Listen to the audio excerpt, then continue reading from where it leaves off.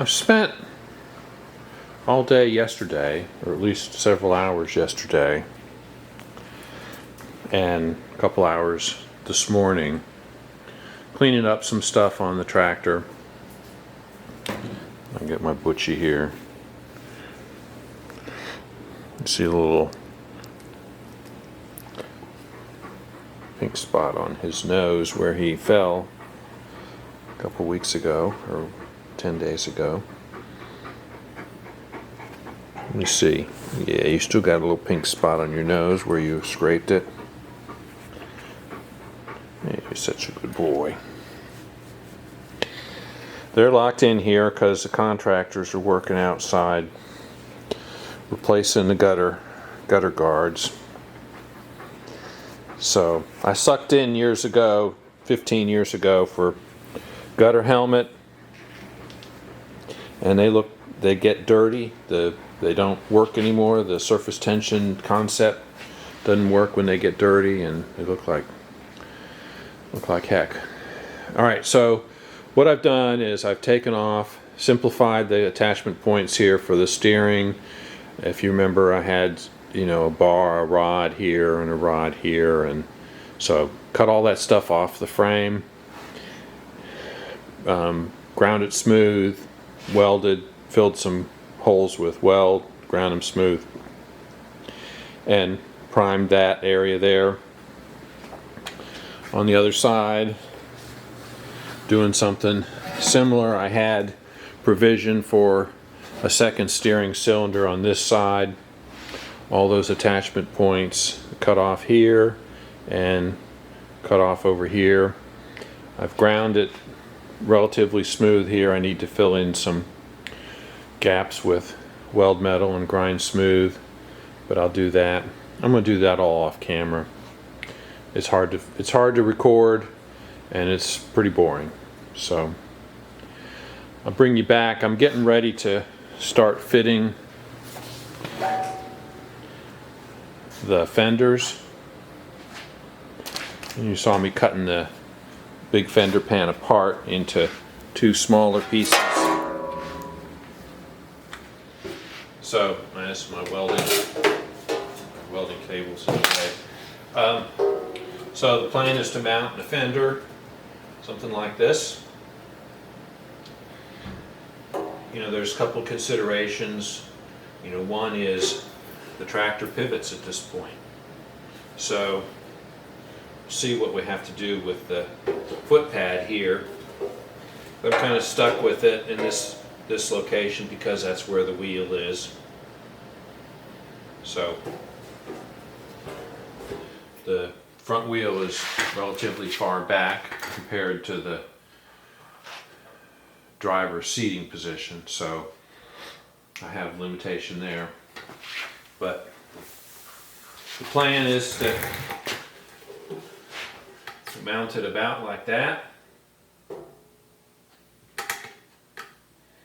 and then we've got 3 or 4 inches here that will interfere with the pivot, so I may cut this off at an angle or a curve or something like that, which will provide that clearance. So we'll see how that works out. I wound up putting a 2-inch spacer on this wheel to bring the wheel away from the tractor to give me clearance.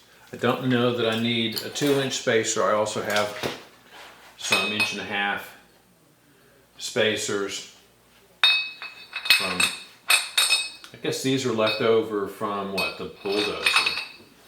Well, I used some spacers on the forklift too, but I think I may probably go back with an 1.5-inch spacer. I don't think I need the whole 2 inches for clearance. Since you normally don't have fenders on the front of these tractors, they're not set up to handle it very well. Interference with the starter generator. So that's some of the stuff I'm thinking about, and I spent some time yesterday coming up with a model for support brackets that'll support the fender, come off the tractor and support the fender. So when I get those figured out, I'll share that as well. So a lot of my work this week has been kind of what you would consider behind the scenes, because I didn't record a lot of it because it's fiddling around, trying to figure stuff out. So it's not really nothing I can show you that, you know, will really make sense until I get some stuff sorted out.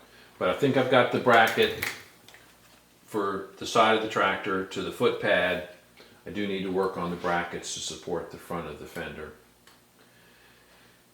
and sort out the pivot interference with the foot pad. And this is just to cover up that cylinder rod so it doesn't get paint or anything on it.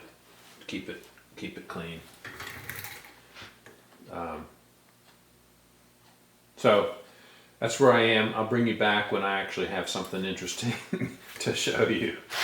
So I did, the only other thing I've done, or some of the other things I've done a little more painting, but nothing spectacular or anything. I did prime the whole bed. So the exterior of the dump bed is primed. I got some tape on it here because I'm going to get ready to paint it. So it'll get painted Cub Cadet white.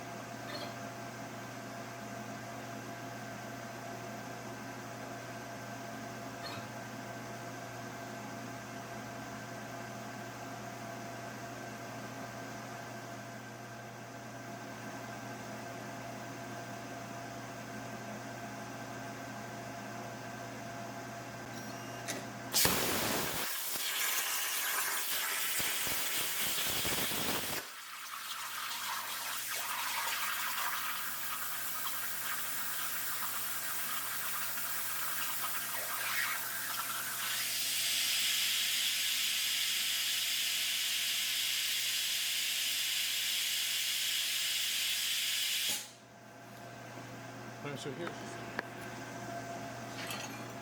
Alright, so I ran off the side of the scrap piece of metal, so I didn't complete the cut. So I went ahead and just ran a straight cut from there to cut this rest of the piece off. I'll cut this with the zip disc. We'll still be able to use this. It's almost exactly the right size. So it won't matter. It won't be seen anyway.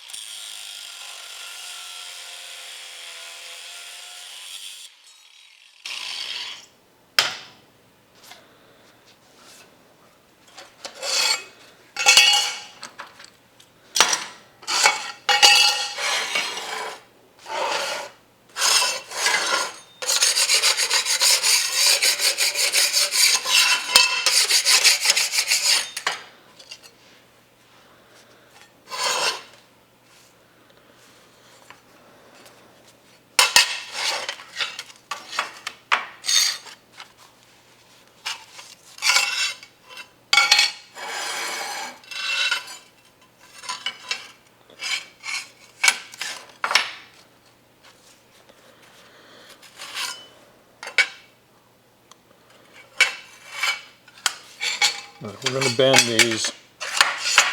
I cut two of them out of 1/8 inch. I think is all we need. Cut another one out of 3/16, but I think the 1/8 inch is fine. Go over the break and bend these.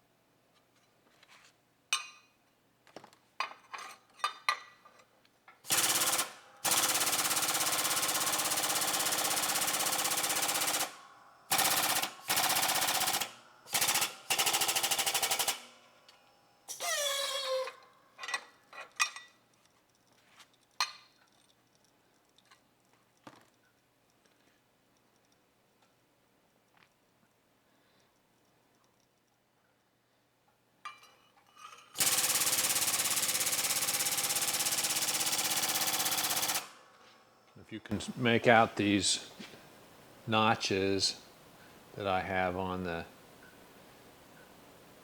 edge of the plate, that shows me the bend line.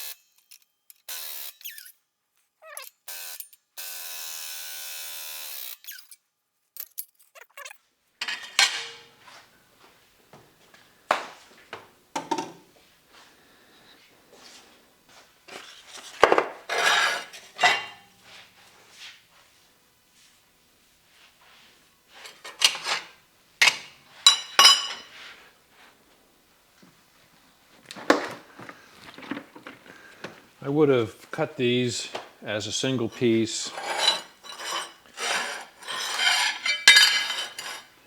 if I had enough material. So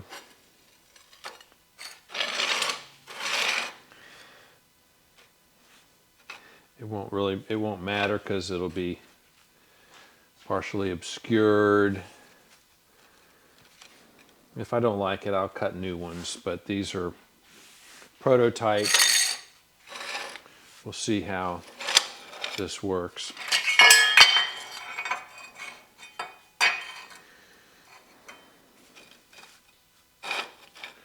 We'll see how it works.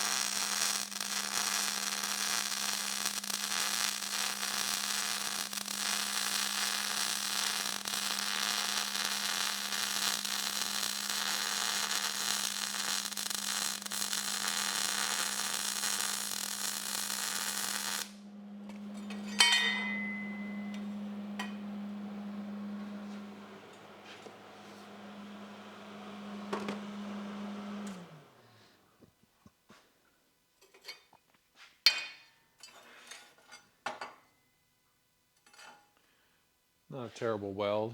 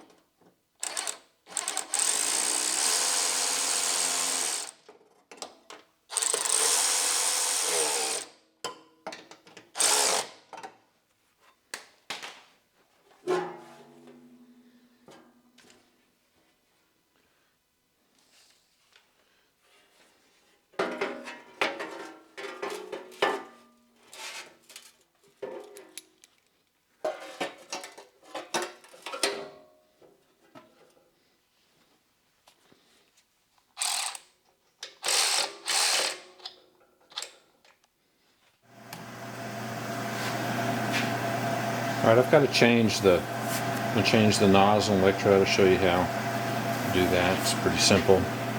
Unscrew the shield, nozzle shield. Let's see what the condition is of our parts here. So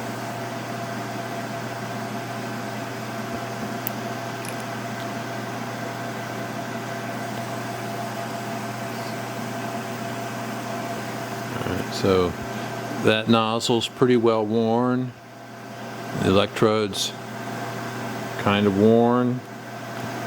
We'll look at some new ones. I'll show you the difference. We can focus on this.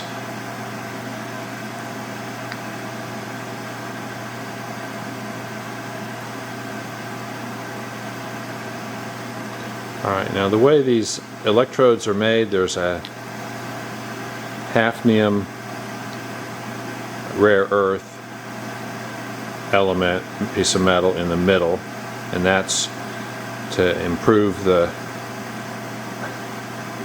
arc. And I'm going to manual focus here.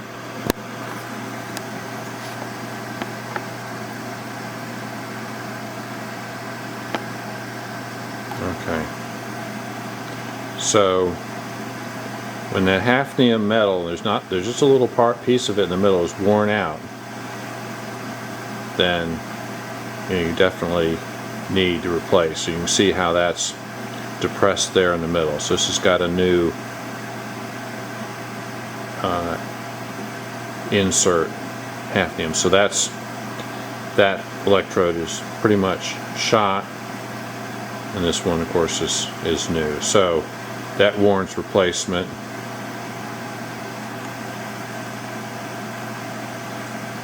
I mean, you might be able to use that electrode again, but it's probably not worth the effort. I tend to change the electrodes and the nozzles at the same time. Alright, so here is, you can see how the hole in the nozzle on the left here is larger, eroded compared to the new nozzle hole. So that affects the kerf and the accuracy in piercing and that sort of. So this nozzle is worn as well. Again, you could probably continue to use it if you weren't interested in super high quality, but for the $5 for the nozzle and $5 for the electrode, it's just as easy to replace them. This is the swirl ring. Fits together like that. So the holes in here are angled so that the air comes out in a swirl pattern. Alright, so that goes into the torch like that. The shield goes over it. Alright, the shield has little holes as well, and that's where air comes out those holes, so you need to keep those clean. So I use little picks that you have for an acetylene torch in order to keep those clean.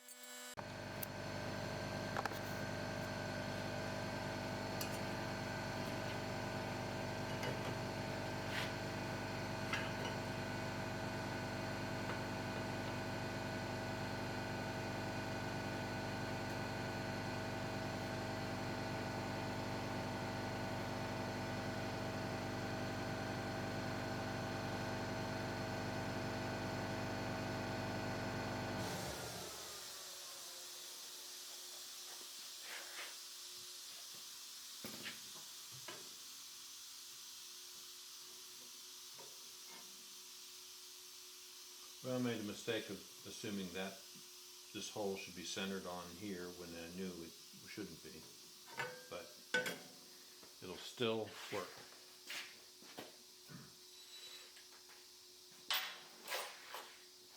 I believe it'll still work.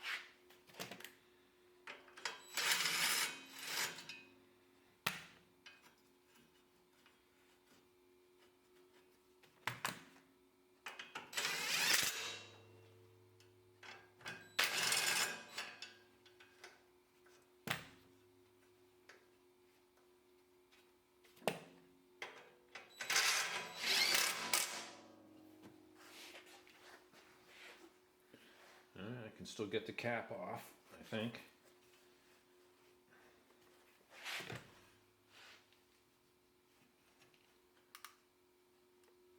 Yeah, there we go. It's tight. Take this off and we'll paint this.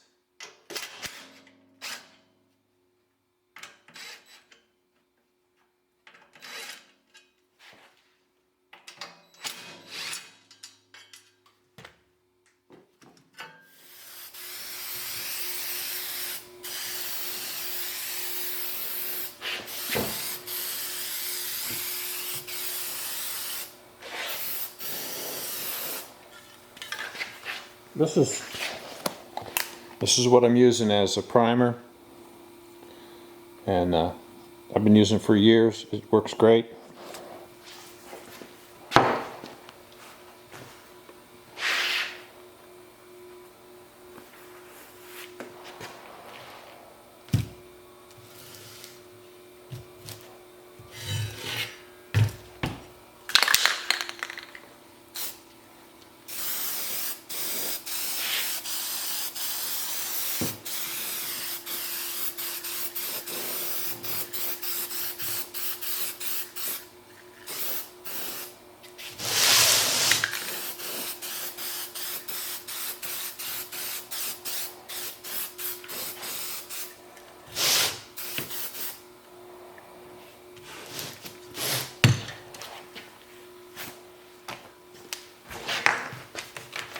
Need to go open the door.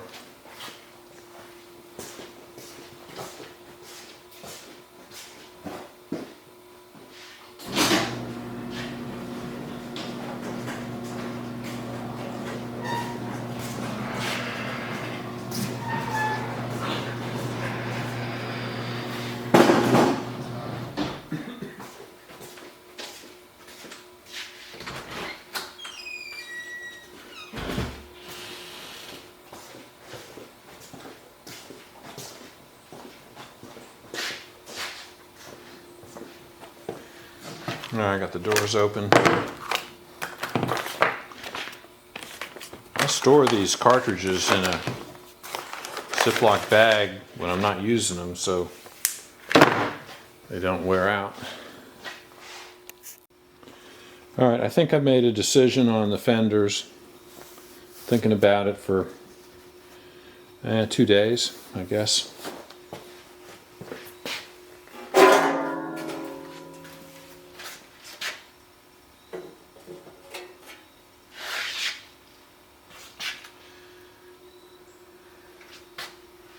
I'm going to cut this off. Just mount the fenders. I'll do something separate for the foot pads. So you may notice that I've got the dump body painted. It's got 3 coats of Cub Cadet white, Cub Cadet ivory, white.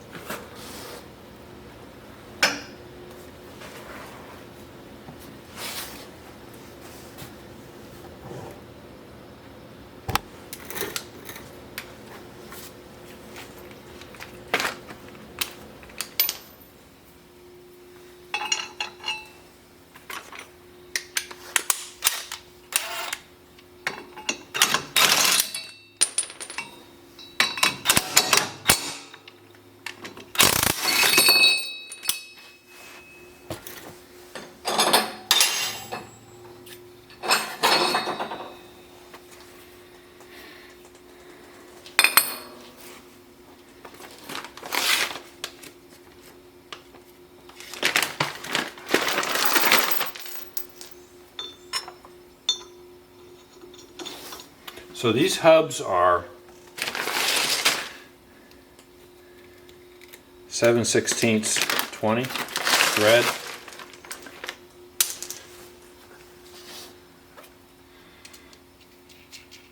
So I ordered a bunch of fine thread bolts.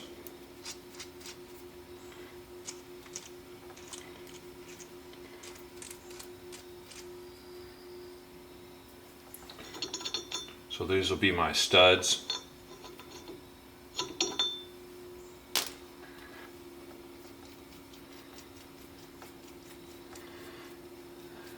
Now you could get shorter bolts and thread them in from the back side and leave them in. That'd be another way to do it. Actually, these are probably, yeah, I'm hoping they're not going to be too long. Don't want them to interfere with the brakes. Actually, brakes are probably going to be on the back anyway. Yeah, probably only have brakes on the back. Yeah, we'll see. So, you can go to the auto parts store and buy these lug nuts, 7/16 24 lug nuts. I mean, there were cars made with 7/16 bolts, are usually like small cars. Since this is a 5 lug on a 4.5-inch circle, there were vehicles, automobiles made with that pattern with 7/16 lug nuts. Like, I don't know what they were, like a Falcon, Ford Falcon, or a, I don't know, small cars. Chevy, Nova, or I'm not sure which ones exactly, but there were. So, you know, the 7/16 lug nuts are readily available. You just need fine thread 7/16 bolts. And that replaces the stock Cub Cadet.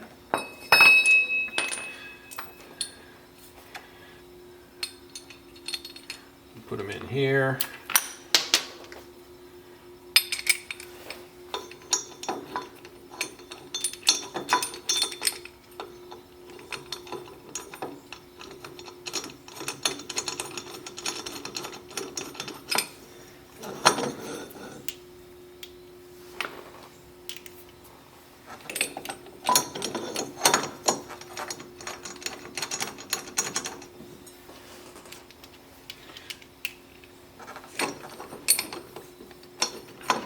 Basically just a longer version of the studs that come with the Cub Cadet normally.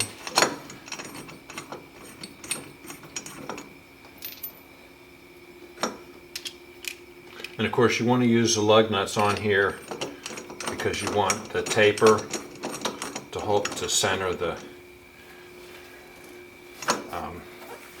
spacer.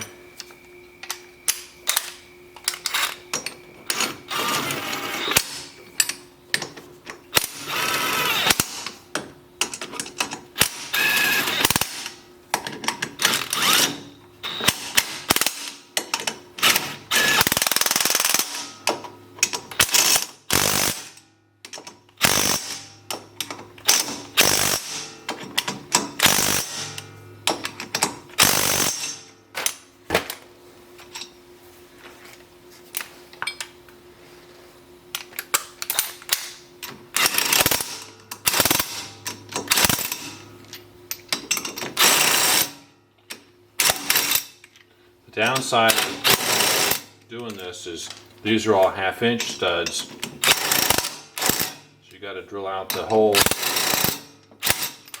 in the wheel, take a 1/2 inch.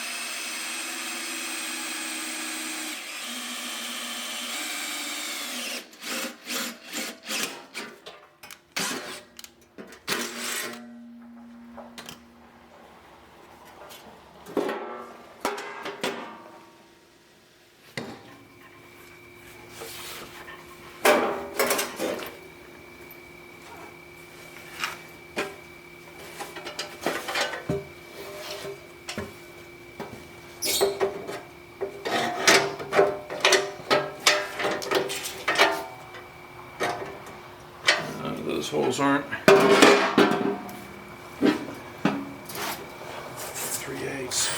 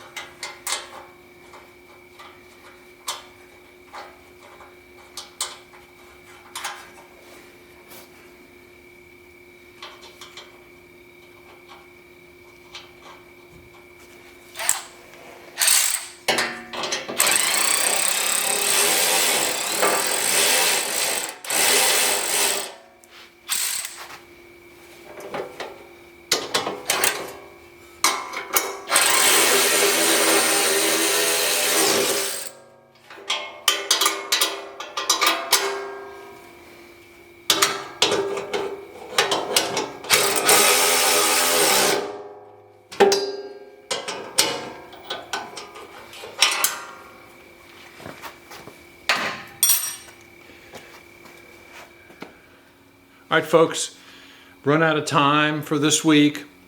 We'll come back next time, continuing to work on mounting the fenders. I'll get the other side set up with the new wheel spacer. We'll come back reinforcing the bracket for the fender mount bracket, as well as the fender sheet metal itself, give it a little more rigidity. So those two things on tap next week. Then we're going to start working on the foot pads. So that's where we're headed. Thank you for watching. We'll see you next week.